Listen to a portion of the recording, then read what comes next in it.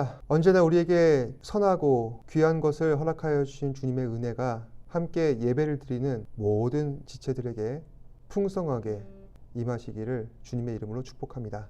이 시간 함께 찬양을 두 곡 하시고 예배를 시작하도록 하겠습니다. 먼저 부르실 찬양은 모든 상황 속에서, 다음으로 보혈을 지나 함께 찬양하도록 하겠습니다.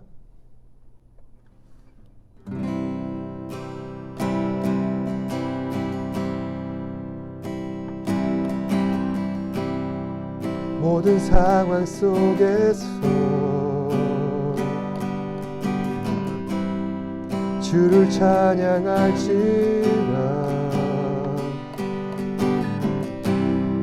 주는 너의 큰 상을 큰 도움이시라. 주의 얼굴 구할 때 주의 영을 부으사 주의 사랑 안에서 주를 보게 하소서.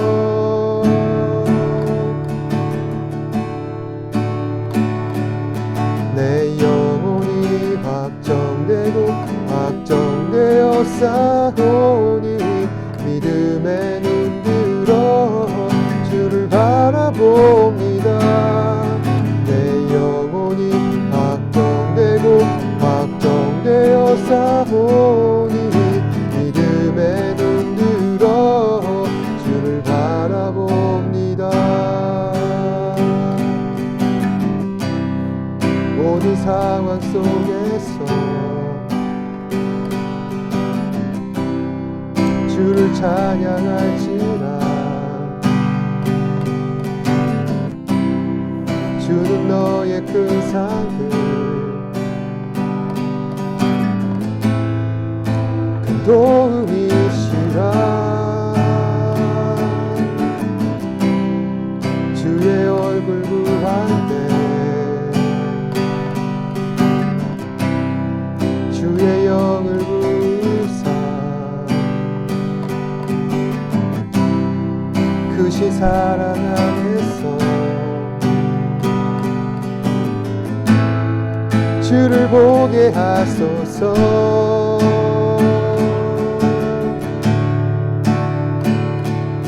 내 영혼이 확정되고 확정되어 싸우니 믿음에 눈 들어 주를 바라봅니다.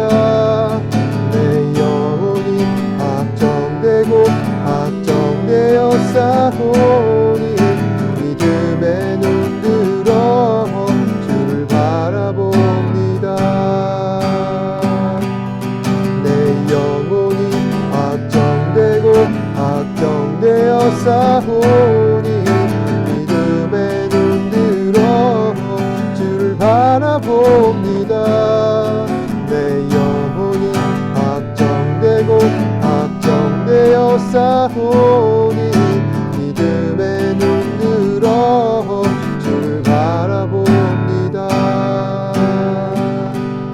주를 찬양할 때 주의 나라 이미 임했네. 주의 영원한 나라 보게 하소서. 주를 찬양할 때 주의 나라 이미 임했네. 주의 영원한 나라 보게 하소서. 내 영혼이 확정되고 확정되어 싸우니 믿음에 눈 들어 주를 바라봅니다.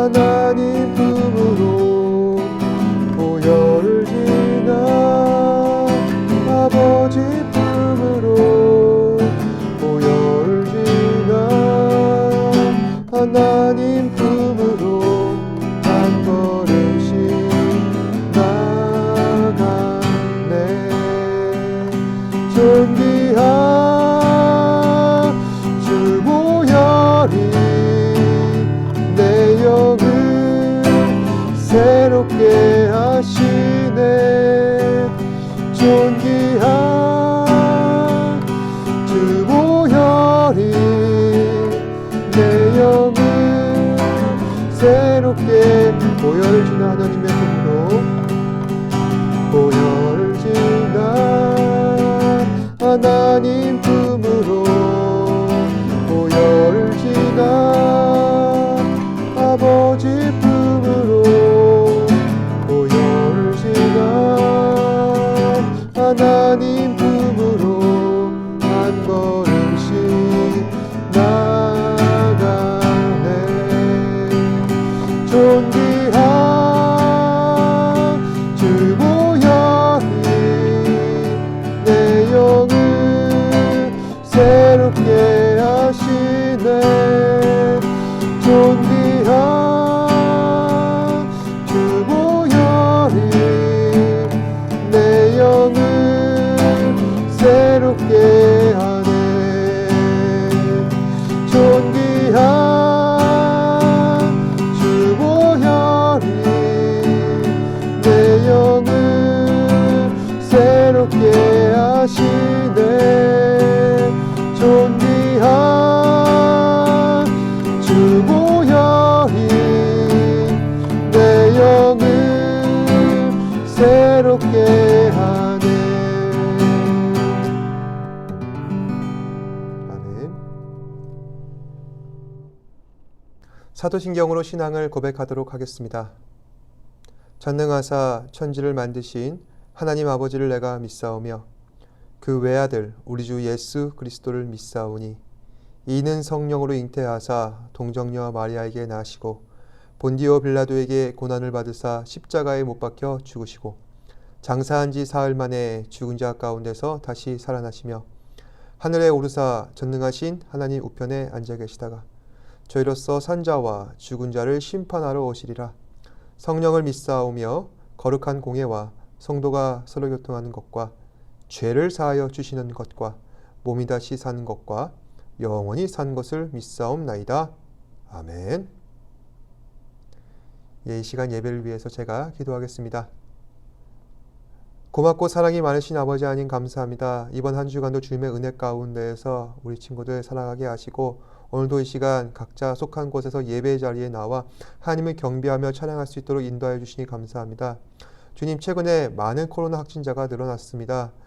주님, 점점 더 심각해져가는 엄혹한 상황 가운데에서 정말 우리가 의지할 것은 주님의 놀라운 능력과 사랑과 긍휼뿐임을 다시 한번 생각해 보게 하시고 결코 교만하지 아니하고 하나님의 뜻을 구하며 우리가 속한 곳에서 최선을 다하며 살아갈 수 있는 우리 친구들 되게 하여 주시옵소서. 그리하여서 우리의 삶을 통하여서 하나님 앞에 영광 돌릴 수 있도록 성령님 인도하여 주시옵소서. 주님, 졸업한 우리 친구들이 있습니다. 축복하여 주시고 하나님의 은혜로 말미암아 주님 앞에 영광을 돌리며 살아갈 수 있도록 성령님 인도하여 주시옵소서.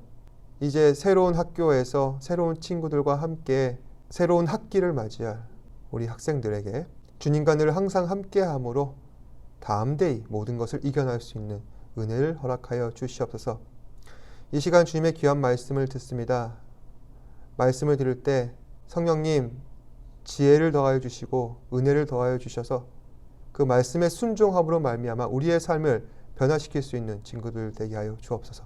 모든 것에 감사드리며 살아계신 예수님 이름으로 기도드립니다. 아멘.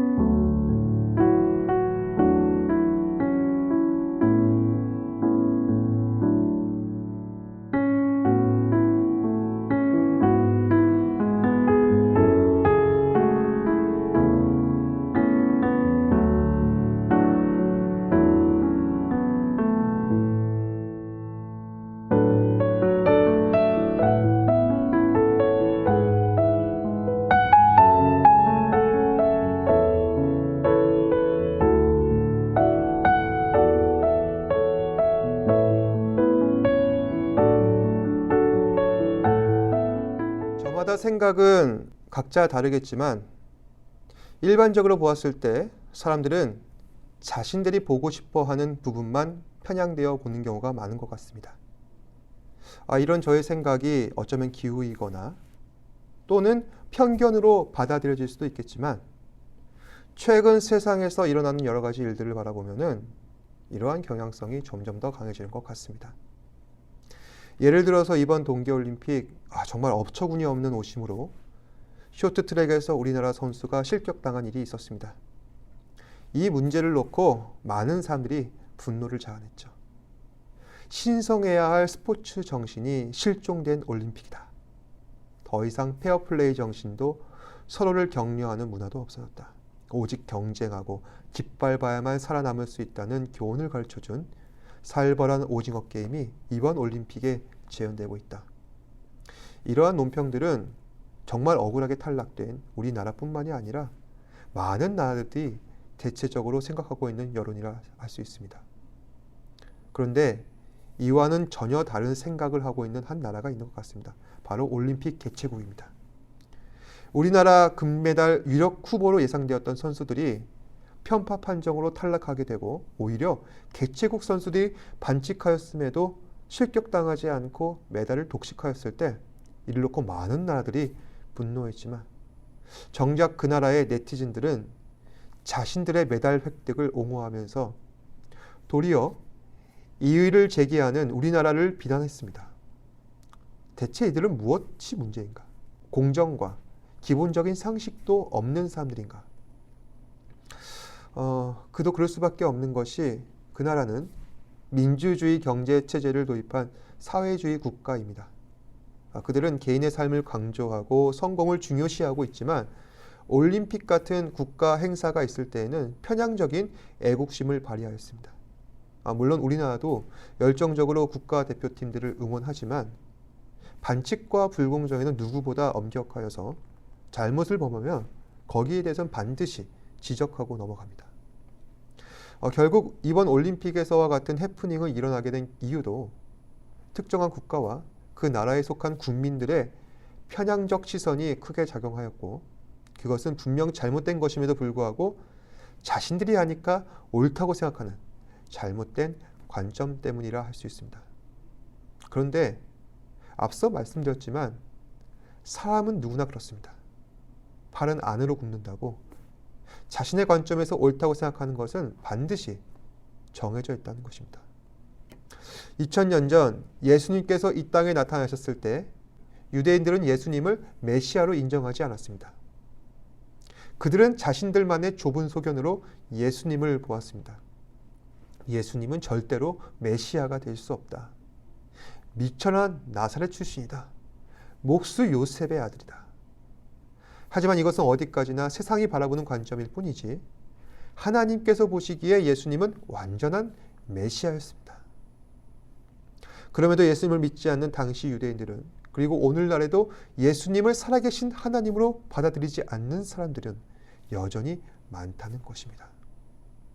우리 주변에도 그런 사람들이 많습니다.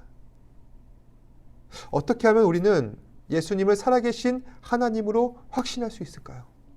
어떻게 하면 우리는 예수님을 마치 눈으로 보고 믿는 사람들처럼 신앙생활을 할 수 있는 걸까요? 간단합니다. 예수님께서 하신 모든 말씀을 믿음의 눈으로 바라보면은 우리는 예수 그리스도를 살아계신 하나님으로 영접할 수 있게 된다는 것입니다. 오늘 말씀을 보시면 예수님께서 직접 살아계신 하나님 되심을 증언하셨지만 도무지 믿지 못하는 유대인들의 모습들을 통해 예수님을 믿지 못하는 사람들의 문제점은 무엇인가 우리는 확인할 수 있었습니다. 그 이유가 39절에서 40절 말씀에 기록되어 있는데 함께 읽어보겠습니다. 그들이 능히 믿지 못하는 것은 이 때문이니 곧 이사야가 다시 일렀으되 그들의 눈을 멀게 하시고 그들의 마음을 완고하게 하셨으니 이는 그들로 하여금 눈으로 보고 마음으로 깨닫고 돌이켜 내게 고침을 받지 못하게 하려 함이라 하였음이더라. 말씀을 보시면 유대인들이 예수님께서 그리스도 되심을 믿지 못하는 이유가 무엇 때문이라고 되어 있나요? 눈이 멀고 마음이 완고했기 때문이라 되어 있습니다. 눈이 멀다라는 것은 자신의 생각과 관점에서 사물을 생각하는 편협된 시각을 말합니다. 당시 유대인들은 메시아라면 반드시 갖춰야 할 조건이 있다고 생각했습니다. 좋은 출신, 좋은 스펙. 하지만 예수님은 그런 조건들을 갖추지 못했습니다. 아니, 갖추실 필요가 없습니다. 왜냐하면 예수님께서는 예수님 그 자체로 완전하신 하나님이시기 때문입니다. 그리고 마음이 완고하다라는 것은 고집을 피운다는 뜻입니다. 주변에 어떤 사람들이랑 얘기하다 보면은 편협된 시각을 가지고 있는 사람들이 있는 것 같습니다. 우리가 많이 쓰는 신조어 가운데 뇌피셜이라는 말이 있죠. 뇌피셜이란 무엇입니까? 파편적인 정보들을 가지고 그것들을 해석할 때 가장 그럴듯하다고 생각하는 방식으로 받아들여서 마치 그것이 정설인 것처럼 생각하는 것. 사실 사람들은 누구나 뇌피셜이 있기 마련입니다. 그런데 문제는 자신들의 뇌피셜만 고집하는 행위입니다. 방금 전에도 말씀드렸던 유대인들이 생각하는 메시아의 조건, 그건 역시 뇌피셜입니다. 물론 뇌피셜, 우리는 얼마든지 가질 수 있습니다. 하지만 그것만 고집해서는 결코 우리는 하나님의 진리를 있는 그대로 받아들일 수 없습니다. 유대인들이 그러했습니다. 메시아에 대한 잘못된 생각, 그것만을 고집하는 잘못된 태도가 결국 그들을 구원에 이르지 못하게 했습니다. 이러한 일은 신약 성경에서 가장 유명한 인물 가운데 하나인 사도 바울에게도 똑같이 일어났습니다. 바울은 원래 예수 믿는 사람들을 잡아가두고 고문하고 죽이는 일들을 하던 사람이었습니다. 그런 바울의 모습은 마치 예수님을 제대로 알지 못하고 예수님에 대해서 뇌피셜만 가득한 고집불통과 같습니다. 그러던 바울이 극적으로 변하는 사건이 발생하는데 바로 다메섹이라는 곳에서 예수님을 처음 만날 때였습니다. 예수님께서는 모래폭풍 속에서 바울을 찾아오셔서 그에게 질문하십니다. 사울아, 사울아. 사울이라는 이름은 바울의 원래 이름입니다. 내가 어찌하여 나를 핍박하느냐. 그러자 바울은 자신의 이름을 부르는 알 수 없는 존재에게 다음과 같이 묻습니다. 당신은 누구입니까? 그러자 예수님께서 대답하십니다. 나는 네가 핍박하는 예수라.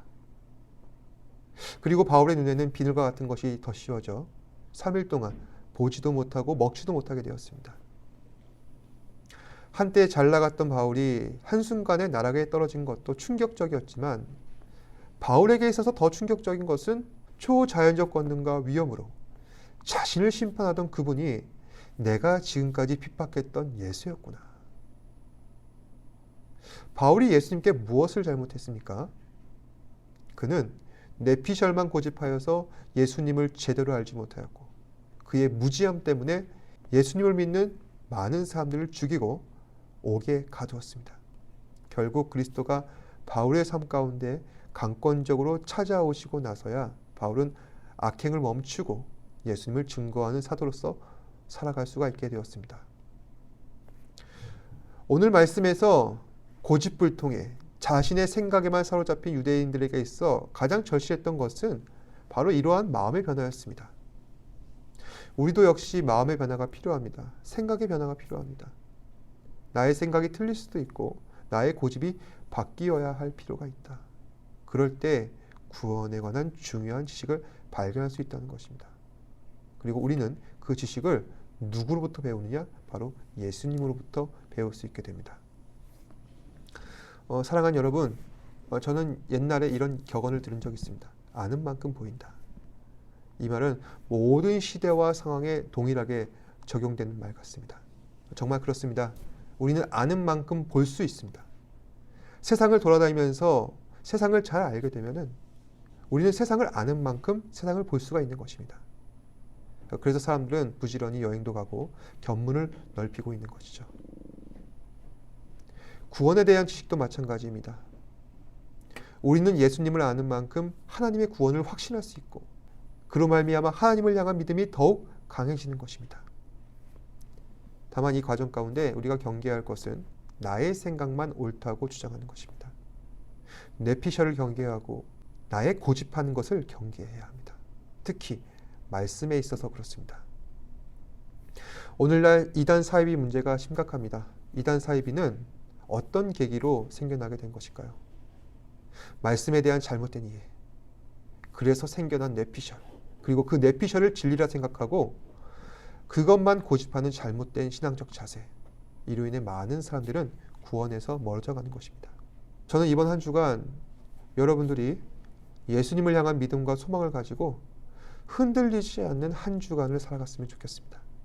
전 여러분들이 예수님으로 인해 눈뜬 자로 살아갈 수 있기를 축복합니다. 또한 내 삶 가운데 나의 마음이 죄로 인해서 완고해지지 않도록 날마다 기도할 수 있기를 바랍니다. 마음을 지키며 눈을 열어 살아계신 하나님께서 실제로 내 삶에 임재하심을 경험하는 저와 여러분이 될 수 있기를 주님의 이름으로 축복합니다. 기도하겠습니다. 고맙고 사랑이 많으신 아버지 하나님 감사합니다. 오늘 말씀을 통하여서 과거 2000년 전 예수 그리스도께서 그들 눈앞에 나타나셨음에도 불구하고 살아계신 예수님을 부인하고 독생자 대신 예수 그리스도를 영접하지 못했던 유대인들의 모습을 볼 때 얼마나 사람은 자신의 생각을 고집하고 뇌피셜에 집착하는지, 그 모습이 혹 우리는 아닌지 다시 한 번 더 생각해 보게 됩니다. 주님, 주의 말씀을 접할 때 있는 그대로 순종하게 하여 주시옵소서. 그리하여서 그 말씀에 순종할 때마다 하나님의 능력의 역사가 나타나는 귀한 체험을 경험하게 하여 주옵소서. 주의 말씀을 들을 때 겸손하게 반응하게 하여 주옵소서. 그리하여서 자신의 생각을 강조하고 주장하는 것이 아니라 주의 말씀의 참됨을 더 확신하고 주의 말씀 안에서 변화될 수 있도록 한 사람 한 사람 붙잡아 주옵소서. 모든 것에 감사드리며 살아계신 예수님 이름으로 기도드립니다. 아멘. 하늘에 계신 우리 아버지여, 이름이 거룩히 여김을 받으시오며 나라가 임하시오며 뜻이 하늘에서 이루어진 것 같이 땅에서도 이루어지이다. 오늘날 우리에게 일용할 양식을 주시옵고 우리가 우리에게 죄 지은 자를 사하여 준 것 같이 우리 죄를 사하여 주시옵고 우리를 시험에 들게 하지 마시옵고 다만 악에서 구하시옵소서. 나라와 권세와 영광이 아버지께 영원히 있사옵나이다. 아멘.